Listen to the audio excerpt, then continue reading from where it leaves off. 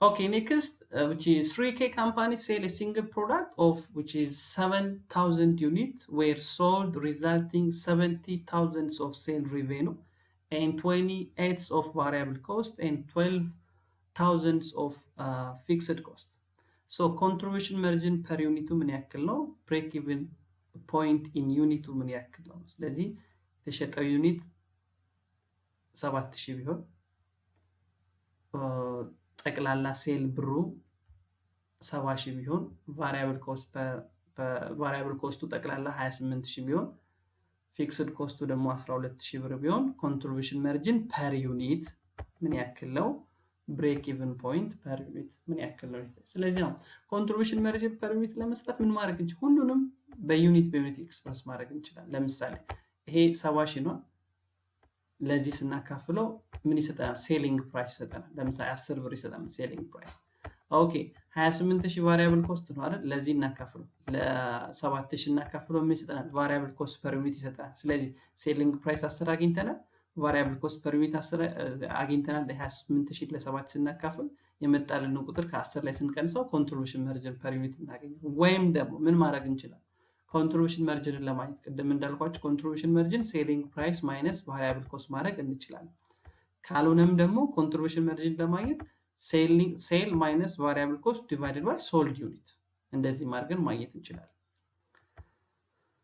ሶ 70000 ሲቀነስ 28000 ሲካፈል ለ7000 ማድረግ እንችላለን። ወይም ደግሞ ቅድም እዚህ 10 መጥቷል፣ ይሄኛው ስንት ይላል? 4 ይሆናል። 28000 ሲካፈል ለ7000 ስናደርገው 4 ይመጣል። 10 ሲቀነስ 4 6 ይሆናል። ስለዚህ ኮንትሪቢዩሽን ማርጂን ፐር ዩኒታችን ስንት ሆነ ማለት ነው? በአንድ ዩኒት ኮንትሪቢዩሽን ማርጂናችን በአንድ ዩኒት ኮንትሪቢዩሽን ማርጂናችን ስንት ሆነ? 6 ሆኗል ማለት ነው። ስለዚህ ኤ እና ቢ መልስ ሊሆኑን አይችሉም ማለት ነው። ኤ እና ቢ መልስ ሊሆኑ። ኦኬ ኔክስት ደግሞ የተጠየቀው ምንድነው? ብሬክ ኢቭን ፖይንት ነው። ብሬክ ኢቭን ፖይንት ደግሞ ማለት ምን ማለት ነው? ብሬክ ኢቭን ፖይንት ደግሞ ማለት ፊክስድ ኮስት ዲቫይድድ ባይ ኮንትሪቢዩሽን ማርጂን። ብሬክ ኢቭን ዩኒት ነው የተጠየቀው። ብሬክ ኢቭን ብር ብንጠይቅ ኖሮ ኮንትሪቢዩሽን ማርጂን ሬሽዮ እናደርግ ነበር። ሶ ብሬክ ኢቭን ዩኒት ስለሆነ የተጠየቅነው ፊክስድ ኮስት ዲቫይድድ ባይ ኮንትሪቢዩሽን ማርጂን። ፊክስድ ኮስት 12000 ነው። ብሬክ ኢቭን ፖይንት 6 ነው።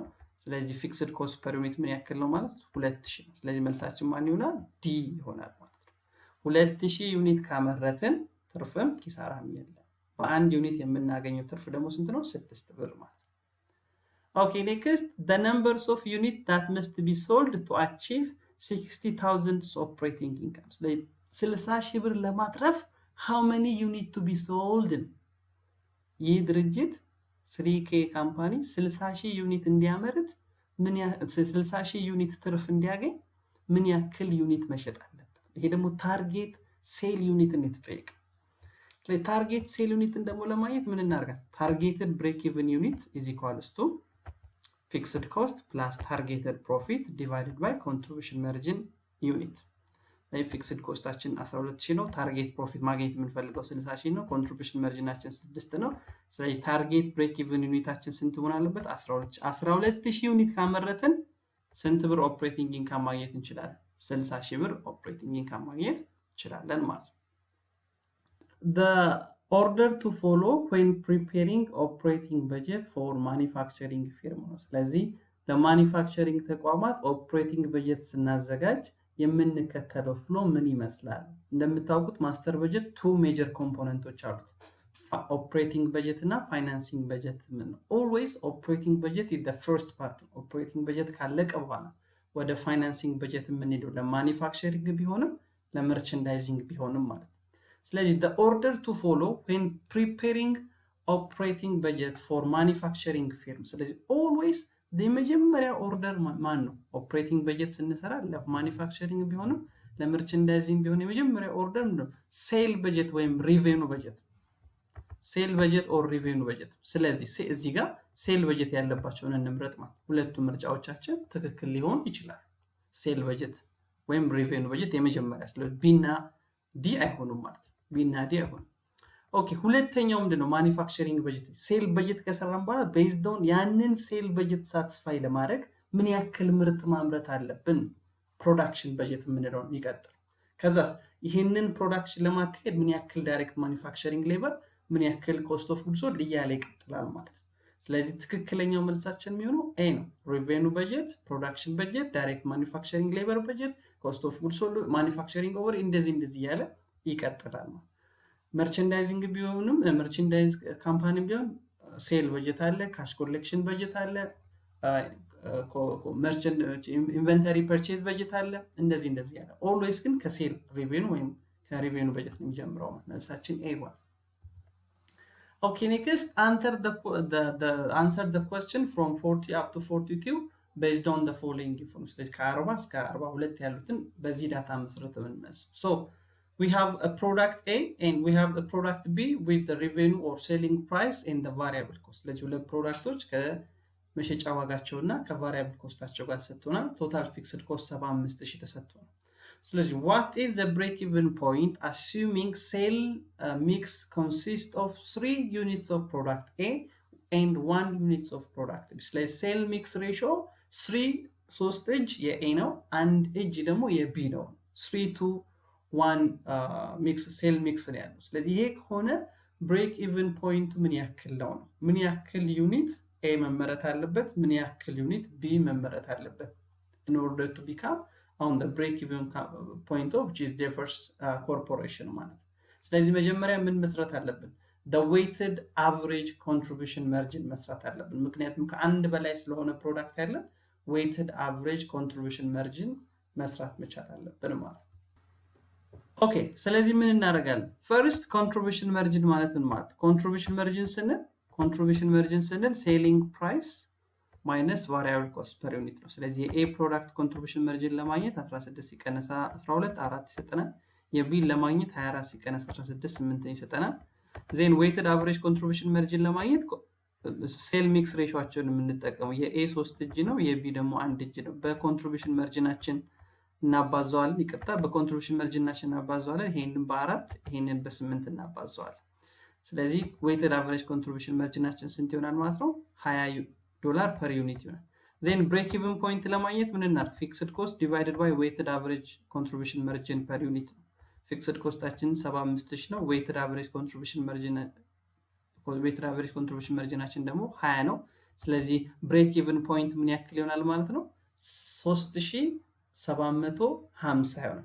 ነገር ግን ኤ ከዚህ ውስጥ 3 እጅ አለው ወይም ደግሞ 3:1 ሴል ሚክስ ነው ያላችሁ። ስለዚህ ኤ ምን ያክል መመረት አለበት?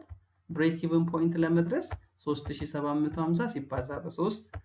ቢ ምን ያክል መመረት አለበት? 3750 ሲባዛ በ1 ማለት። ስለዚህ ኤ 11250 ቢ ደግሞ 3750 ይሆናል ማለት። ስለዚህ መልሳችን ምን ይሆናል? ቢ ይሆናል። ኤ it should be produced 11250 B it should be produced 3750 in order to become on the break even point ማለት።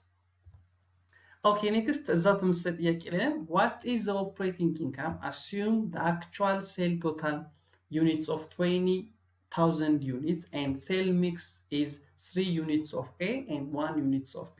sale mix ratio አልተለወጠም። 3 እጅ ለA ነው፣ 1 እጅ ለB ነው። ስለዚህ 25000 ዩኒቶች ብናመርት ኦፕሬቲንግ ኢንካሙ ምን ያክል ይሆናል የተባለ። ኦፕሬቲንግ ኢንካሙ ምን ያክል ይሆናል?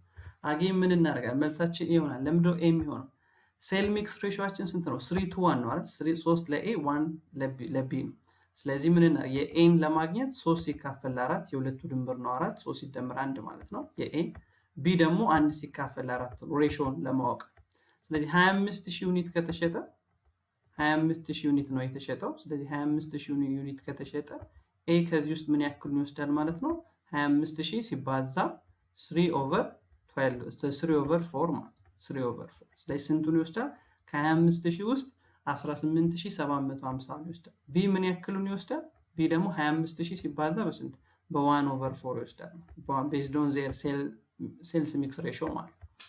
ኦኬ ቶታል ዩኒት የተሸጠው ስንት ይሆናል? 25000 ነው። ሪቬኑ የዚህ 300000 ይሆናል፣ የዚህኛው ደግሞ 150000 ነው። ለምንድን ነው? 18000 ሲባዛ ሴሊንግ ፕራይስ ኦፍ ኤ ስንት ነው? 16 18750 ሲባዛ በ16 ስንት ይሰጠናል? 300000 ይሰጠናል። ኦኬ 6250 ሲባዛ በ24 ስንት ይሰጠናል? 150000 ይሰጠናል። ዜን ቫሪያብል ኮስት ደግሞ አሁን ደግሞ 18000 በምን ማባዛት ነው? በቫሪያብል ኮስት በ12 18000 በ12 ስናባዛ ቫሪያብል ኮስቱ ስንት ይሆናል? 225000 ይሆናል። ዜን 100000 ከኛ ያገኘነው 6250 በስንት አባዝተን ቫሪያብል ኮስቱ ስንት ነው? 16 ነው። በ16 ስናባዛው 100000 ይሆናል። ቶታል ወደ ጎን መደመር 400000 ይሆናል። 325000 ይሆናል። ኮንትሪቢዩሽን ማርጂን የሁለቱን ልዩነት ማውጣት 300000 እና 225000 ልዩነታቸው ስንት ይሆናል? 75000 ይሆናል። 150000 እና 100000 ልዩነታቸው ስንት ይሆናል? 50000 ይሆናል። የሁለቱ ድምር ስንት ይሆናል? 125000 ይሆናል። ኳስችን ነምበር 42 ከቅድሙ ጥያቄ ጋር የተያያዘ ነው። ኢፍ ከ40 እና ከ41 ጋር የተያያዘ ነው። if the cell mix shifted to 4 unit of A and 1 unit of B ቅድም 3-1 አልነበር? አሁን 4-1 ብናረገው the weighted average contribution margin ምን ይሆናል? break even point ውስጥ ምን ይሆናል? ኢንክሪዝ ያደርጋል ወይስ ዲክሪዝ ያደርጋል ነው የተጠየቀው። ስለዚህ ሴል ሚክሱን በመለወጣችን weighted average contribution margin ላይ እና break even point ላይ የሚኖረውን ኢፌክት ነው አሳዩ የተባለ። መልሳችን ኤ ይሆናል። ሁለቱም weighted average contribution margin ኢንክሪዝ ያደርጋል፣ break even point ደግሞ ዲክሪዝ ያደርጋል። ለምን? መጀመሪያ በፊት በነበረው ሴል ሚክስ 3-1 በነበረው ሴል ሚክስ ስንሰራ ኮንትሪቢዩሽን ማርጂናችን ስንት ነበር? ኮንትሪቢዩሽን ማርጂን ፐር ዩኒታችን ስንት ነው? 20 ነው። ነገር ግን ኤን 4 አድርገን ቢን 1 እንድናረግ ነው አሁን ሽፍት ያደረግነው። ስለዚህ 4 ሲባዛ በ4 16 ይሆናል። 16 ሲደመር 8 ደግሞ ስንት ይሆናል? 24 ዩኒት ይሆናል። ሶ ኮንትሪቢዩሽን ማርጂን ፐር ዩኒቱ በስንት ጨምሯል ማለት ነው? በ4 ኢንክሪዝ አድርጓል ማለት ሴል ሚክሱን ሽፍት በማድረጋችን። ኦኬ በፊት የነበረው ብሬክ ኢቭን ፖይንታችን ስንት ነበር? 75000 ሲካፈል ለ20 3750 ዩኒት ነበር። ነገር ግን weighted average contribution margin በ4 ከፍ በማለቱ ወይም 24 በመሆኑ ምክንያት ፊክስድ ኮስቱን አፌክት ያደርጋል and break even ፖይንቱን አፌክት ያደርጋል። ምክንያቱም ፊክስድ ኮስት divided by contribution margin weighted average contribution margin ዩኒት ነው የምናደርገው። ስለዚህ 75000 ሲካፈል ለ24 ስንት ይሆናል? 3125 ይሆናል።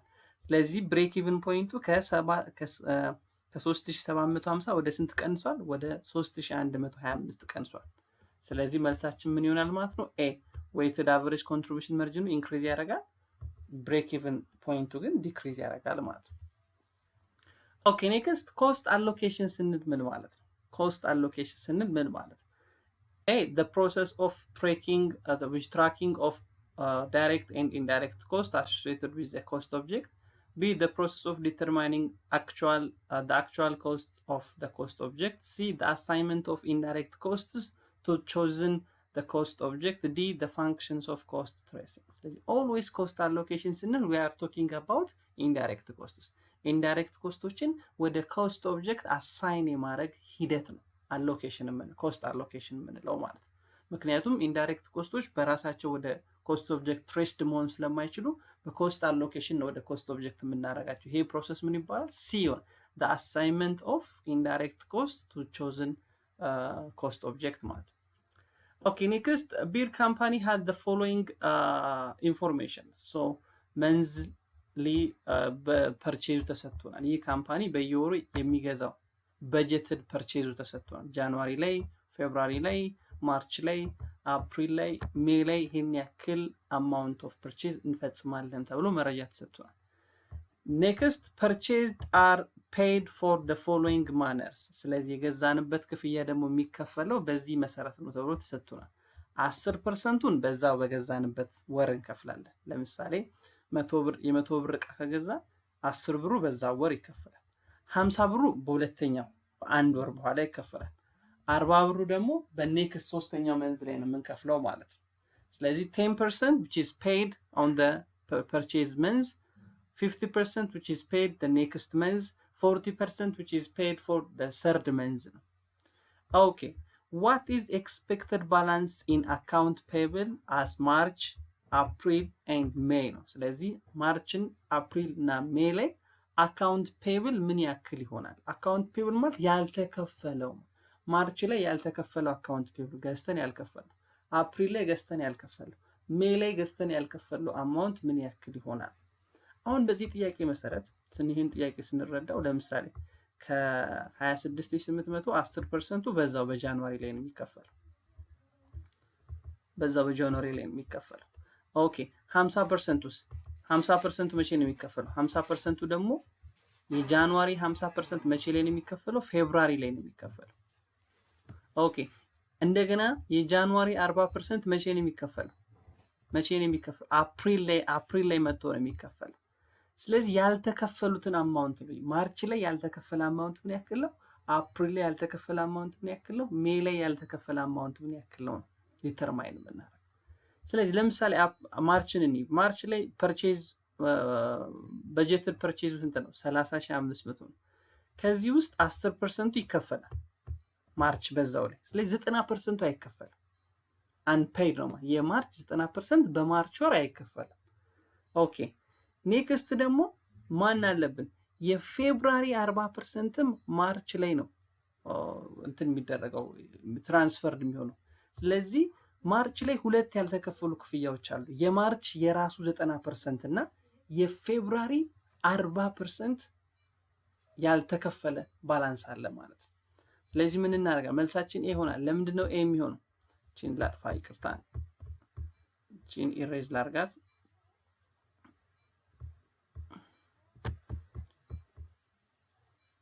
ይቅርታ። ኦኬ ኔክስት ሶ ማርች ላይ የማርች 90% አልተከፈለም። ምክንያቱም 10% ብቻ ነው የከፈልነው። የየወሩ የገዛንበትን 10% ብቻ ነው የከፈልነው። ስለዚህ የ30520 90% አልተከፈለም። ሲደመር የፌብሩዋሪ 10% በፌብሩዋሪ ይከፈላል። 50% ማርች ላይ ይከፈላል። 40% ግን ስቲል አልተከፈለም። ስለዚህ የፌብሩዋሪ 40% ደግሞ አልተከፈለም። ስለዚህ ማርች ላይ ሁለት ያልተከፈለ ክፍያ ነው ያለው ማለት። ስንት ይሆናል ድምሩ? 39068። የአፕሪልም ተመሳሳይ ነው። የአፕሪል የራሱ 90% አካውንት ፔብል ነው፣ አልተከፈለም። 10 ብቻ ነው የተከፈለው። ዜን የማርች 40%ም አፕሪል ላይ ገና አልተከፈለም። መቼ ነው የሚከፈለው? ሜይ ላይ ነው የሚከፈለው። ስለዚህ በዚህ መልክ ነው የምንሰራው ማለት። ስለዚህ መልሳችን ስንት ይሆናል? የማርች 39068፣ የአፕሪል 38740፣ የሜይ ደግሞ 36704 ይሆናል ማለት። መልሳችን ኤ ይሆናል ማለት። ኦኬ ኔክስት the person most likely to use only financial accounting information ከተሰጡን ዩዘርስ ኦፍ ፋይናንሻል ስቴትመንቶች ውስጥ ፋይናንሻል አካውንቲንግ ኢንፎርሜሽኖችን ብቻ የሚጠቀመው ኦንሊ ፋይናንሻል አካውንቲንግን የሚጠቀመው ማን ነው? ፋክተሪ ሽፍት ሱፐርቫይዘር ነው? ፕሬዚዳንት ኦፍ ዘ ኦፕሬሽን ነው? ኦር ከረንት ሼር ሆልደር ነው? ኦር ዲፓርትመንት ማናጀር ነው? ስለዚህ ኦልዌይስ ኦንሊ ፋይናንሻል ኢንፎርሜሽን የሚጠቀሙት ምን አይነት ዩዘርሶች ናቸው? ኤክስተርናል ዩዘርሶች ናቸው። ኢንተርናል ዩዘርሶች ማናጀራል አካውንቲንግ ወይም ደግሞ ማናጀራል አካውንቲንግን የሚጠቀሙት ኢንተርናል ዩዘርሶች። ስለዚህ ኦንሊ ፋይናንሻል አካውንቲንግን ሊጠቀም የሚችለው ማለት ኤክስተርናል ዩዘርስ ከረንት ስቴክ ሆልደር፣ ከረንት ሼር ሆልደር የአክሲዮን ባለ አክሲዮኖች የባንኩን ወይም የድርጅቱን የየቀን ሪፖርት የየቀን ማኔጅመንት ሪፖርት አያም፣ ነገር ግን በአመት የሚዘጋጀውን ፋይናንሻል አካውንቲንግ ሪፖርት ይጠቀማሉ። እነዚህ ሱፐርቫይዘር ከሆነ ዴይ ቱ ዴይ ሪፖርት ያያል። ፕሬዚዳንት ኦፕሬሽን ቫይስ ፕሬዚዳንት ኦፕሬሽን ከሆነ ዴይ ቱ ዴይ ማኔጅመንት አካውንቲንግን ያያል። ዲፓርትመንት ማናጀርም ተመሳሳይ ማለት። ስለዚህ መልሳችን ሲ ይሆናል።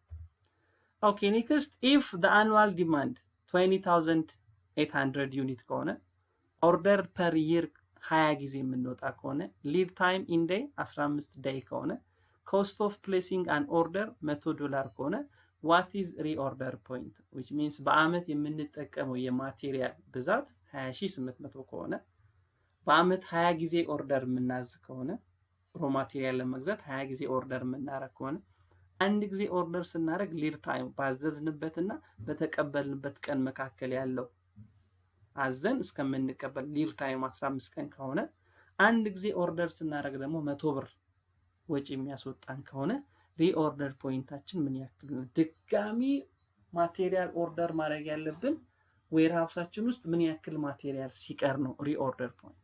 ስለዚህ መጀመሪያ ምን እናደርጋለን? ሪኦርደር ፖይንት ማለት ምን ማለት ነው? ሪኦርደር ፖይንት ማለት ሊድ ታይም መልቲፕላይድ ባይ ዴይሊ ዩሴጅ ኦፍ ዘ ሮ ማቴሪያል ኦር ዘ ዩኒት ፕላስ ሴፍቲ ስቶክ። ስለዚህ ሊድ ታይማችን ስንት ነው? 15 ቀን።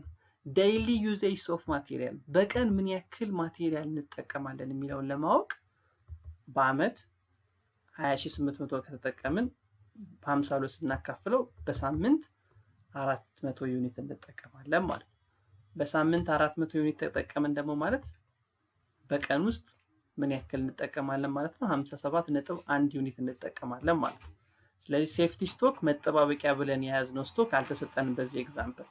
ስለዚህ መልሳችን ስንት ይሆናል ማለት ነው? 857 ዩኒት። ልክ ዌርሃውሳችን ላይ 857 ዩኒት ሲቀር ድጋሚ ገበያ መውጣት አለብን፣ ሪኦርደር ማድረግ አለብን ማለት ነው። ስለዚህ መልሳችን ቢ ይሆናል።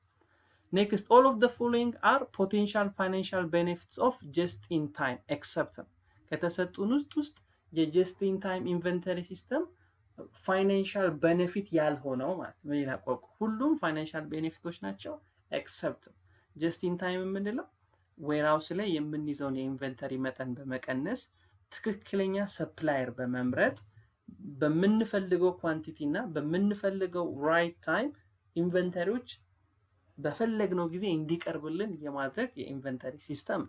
ስለዚህ ከተሰጡን ውስጥ ፋይናንሻል ቤኔፊት ያልሆነው ጀስት ኢን ታይም ፋይናንሻል ቤኔፊት ያልሆነው የትኛው ነው? ሶ ሎ ኢንቨስትመንት ኢን ኢንቨንተሪ yes it is one of the financial benefit of just in time። ብዙ ገንዘባችንን ኢንቨንተሪ ላይ አናጠፋ። ሁለተኛ ሎወር ኢንቨስትመንት ኢን ፕላንት ስፔስ ፎር ኢንቨንተሪ፣ ብዙ ኢንቨንተሪ ገዝተን ያንን ለማስቀመጥ መጋዘን ዌርሃውስ ምናምን አናዘጋጅም። this one is the financial benefits of the just in time. And next, reducing the risk of obsolescence. D, reducing manufacturing lead time. ስለዚህ መልሳችን ምን ይሆናል ማለት ነው? risk of reducing obsolescence ይሆናል ማለት ነው። ለምንድን ነው ይሄ የሚሆነው? yes it is the benefits of just in time but it is not a financial benefits of just in time ማለት ነው። ስለዚህ መልሳችን ምን ይሆናል? C ይሆናል ማለት ነው። next, grand mass basket companies expected to manufacture and sell which is 50,000 of basket in 2011 for $5 each። ስለዚህ በ2011 50,000 ባስኬቶች አምርተን $5 መሸጥ ፈልገናል። so there are 4,000 basket in the beginning of finished good inventories. There are 40,000 basket in the beginning finished good inventories with target ending inventory of 4,000 was። ስለዚህ ቢጊኒንጉም 4,000 ነው፣ ኤንዲንጉንም 4,000 ብለን ኤክስፔክትድ አድርገናል። and the companies keep no working in process inventory፣ ምንም ማለት ዜሮ work in progress inventory። then what amount of the sale revenue would be reported on 2011 budgeted income statement? የ2011 በጀትድ ኢንካም ስቴትመንቱ ላይ ሪቬኑ ምን ያክል ተብሎ ሊገለጽ ይችላል? ይሄ በጣም ቀላል። ምንድነው የምናደርገው? ስንት መሸጥ ነው ያሰበው ድርጅቱ? 50,000። በስንት መሸጥ ነው ያሰበው? በ5 መሸጥ ነው ያሰበው። ስለዚህ እዚህ ጋር ቢጊኒንግ ኢንዲንግ ተብሎ የተሰጡ ዳታዎች አንጠቀምባቸው። ምክንያቱም በጀትድ ኢንካም ስቴትመንት ላይ ሪቬኑ ተብሎ ሊቀመጥ የሚችለው የ2011 የሸጥናቸው የባስኬት ወይም የፕሮዳክት እቃዎች በሸጥንበት ዋጋ እናባዛለን። ስለዚህ ስንት ይሆናል? 50 ሲባዛ በ5 250 ይሆናል ማለት ነው። B ይሆናል መልሳችን። ኦኬ ኔክስት the cost of preparing, issuing, paying purchase order plus receiving inspections of item include in order is ምን ውስጥ ይካተታል? ስለዚህ ኢንቨንተሪ በምንገዛበት ጊዜ ሁለት አይነት ኮስቶች አሉብን፣ ኦርደሪንግ ኮስት እና ሆልዲንግ ኮስት የምንላቸው። ስለዚህ እነዚህ እዚህ ጋር የተሰጡን ምን ውስጥ ነው የሚካተቱት? ፐርቼዚንግ ኮስት ነው፣ ኦርደሪንግ ኮስት ነው፣ ስቶክ ኮስት ነው፣ ኦር ኬሪንግ ኮስት ነው።